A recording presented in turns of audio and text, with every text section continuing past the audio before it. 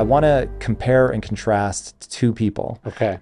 One being Andrew Tate, for many people considered the pinnacle of modern masculinity. The other being Marcus Aurelius, known as the last of the 5 great emperors of Rome. Who should people be looking up to? And most important, why? I think it's hard to be a man in the world these days where, as we have corrected, mistakes of the past, some of the things that sort of would have been reassuring or purposeful or even just mooring, like tie you to who you are and why you're here for men, has gone away, right? Less people go to church than ever before. Less people work at the same job their whole life than ever before. All these things that would explain who you were, how you should be, why you mattered, those have fallen away. And so I'm not surprised by the fact that from that sort of emptiness or vacuum, people would be attracted to someone who both tells them what they want to hear and sort of sets down kind of an aspirational model where, yeah, you're good with women, you're financially successful, you seemingly emanate power and confidence. I get why all that's attractive, but I find him to be repulsive. Why? First off, he's a sex trafficker, and what if he was proven innocent? Because I would love to set that aside, because if he is that, and God knows some of the things I've seen make it seem like it's dark no matter what, right. And it may be just unbearably heinous, but I want to address the part that made people Yes. go to him, because I think that will break the spell. If it ends Yes. up being true, I think he'll just disappear. Yeah. But prior to that, there was this sense of strong, could fight, very articulate, tons of money, seemed to be the kind of guy that people wanted to be around. So I'm using him as a stand-in Yes. for hypermasculinity or the modern model. Yeah, and I think you make a good point. Let's say perhaps he's innocent. It still doesn't change the fact that the business model from which his wealth has been derived is about the sort of a modern form of prostitution or pimping, right? I don't think this is, the Stoics don't have any problem with making money, right? Being financially successful. Seneca says, what does it matter if the philosopher is rich insofar as that his money is not stained by blood? Right. And so I think it's great to be successful, to make money. I think how you made that money is more important than how much you have or don't have. Right. So I find the enterprise to be repulsive. I just want to stipulate that. But if we're sort of contrasting some of the sort of hyper masculinity, manosphere, red pill kind of maleness with some of the ideals in Stoicism, I think that's a fascinating contrast, because there was actually a recent, maybe it was the American Psychological Institute, or there was some medical institution that was sort of laying out what they thought the primary attributes of toxic masculinity were. And one of them is Stoicism. They're laying out Stoicism As in non-emotional? As in unemotional, invulnerable, sort of suppressive, which I think is obviously a fundamental misreading of Stoicism. But I do think the contrast between those two things is interesting. There's maybe what people would call lowercase Stoicism and uppercase Stoicism. I'm obviously interested in the sort of the actual philosophy of Stoicism, the Marcus Aurelius version of Stoicism. It's interesting. You pointed him out as one of the 5 great emperors. Actually, the historical term there is he's the last of the 5 good emperors. Interesting. Which I think is an important distinction, because he is great. You don't become the most powerful man in the world without some form of greatness there. You don't right? stay the most powerful man, but he was just appointed. So his son, for the love of God, was a tyrant psychopath. But what's interesting about Marcus is how he gets there, right? But pointing out that great and good are not the same thing. And that a lot of people aspire to be great, but don't really care if they're good in the process.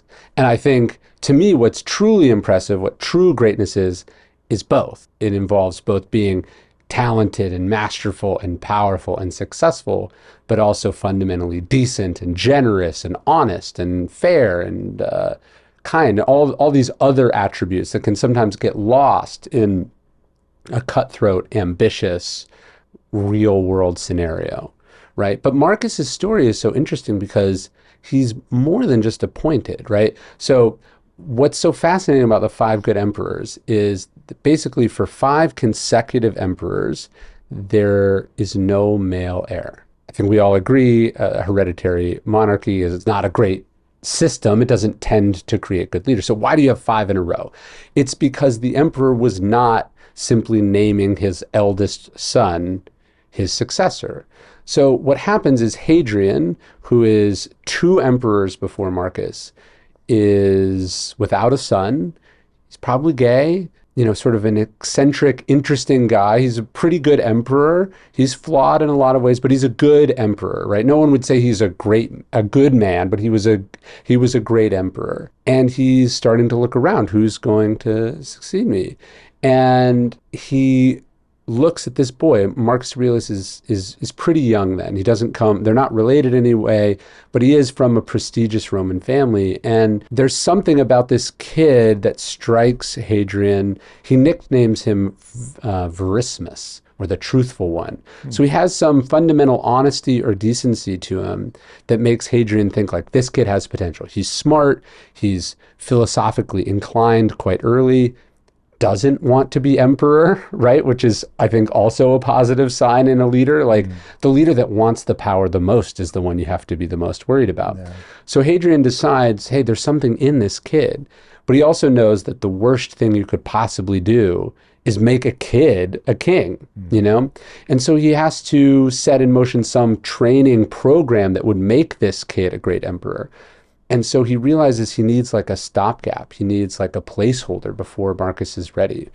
And Marcus not having a male relative who could do this, Hadrian settles on this guy named Antoninus, who's the most powerful politician in Rome at that time, who's sort of worked his way up through the ranks, honest, decent, good.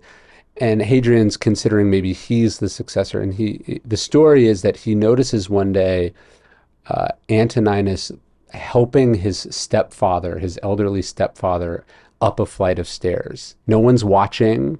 And he just sees this moment of kindness or goodness in a person who is otherwise a very talented, ambitious, powerful politician.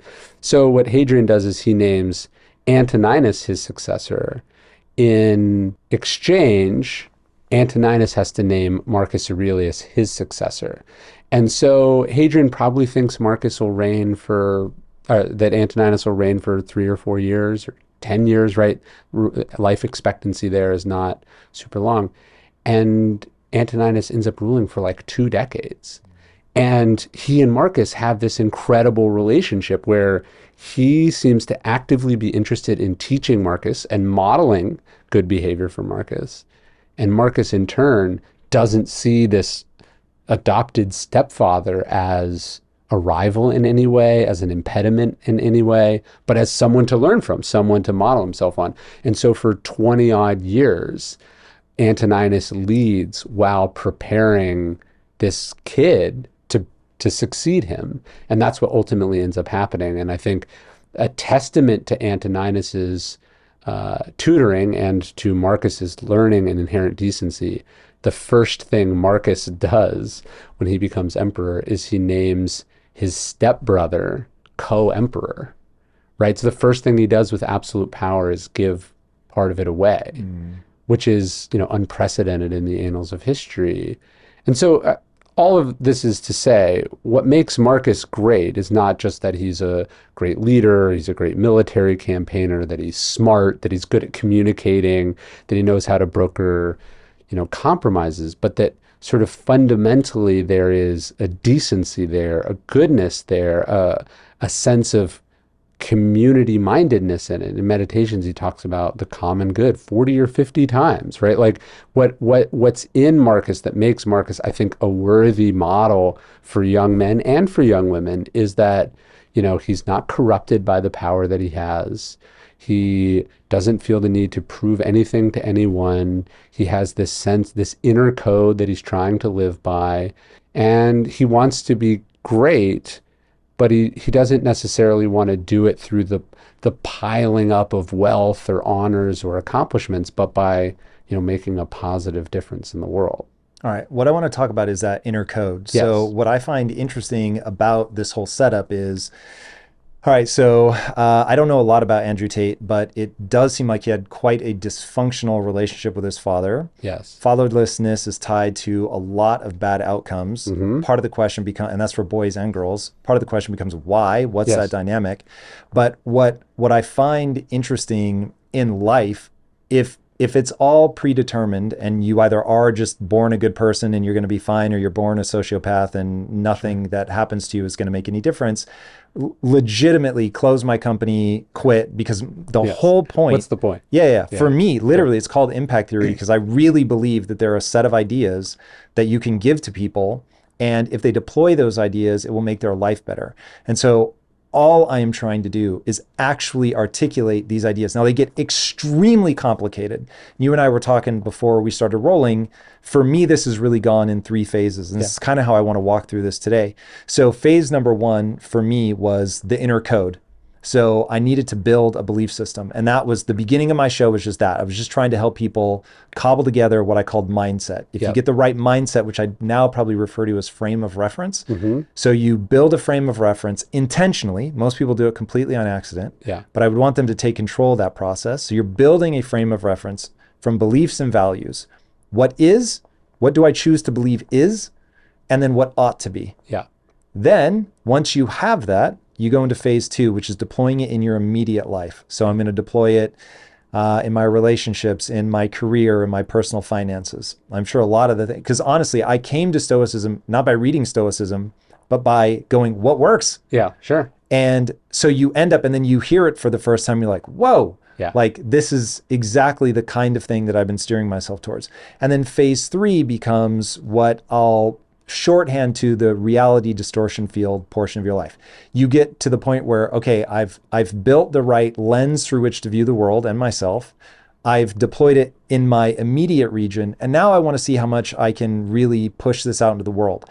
Now, originally I would have thought of it as creating the world that you want, but as the modern world ratchets up and throws more temptations, more ease at people, I find that a lot of what I think about is knowing what to resist, what not to do, what to turn away from. If you like that clip, check out another powerful clip right here, and I'll see you there.